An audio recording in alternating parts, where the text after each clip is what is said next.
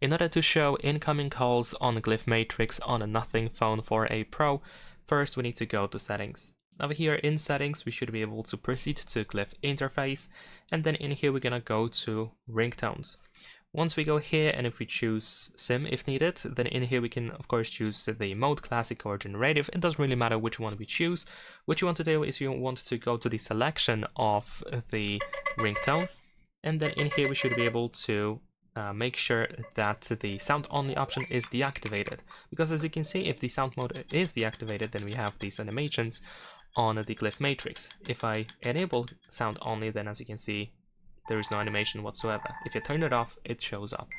So you want to make sure that the sound only option is not activated, and it doesn't matter if you have a custom ringtone or if you choose one of these Nothing signals, or if you use the generative one.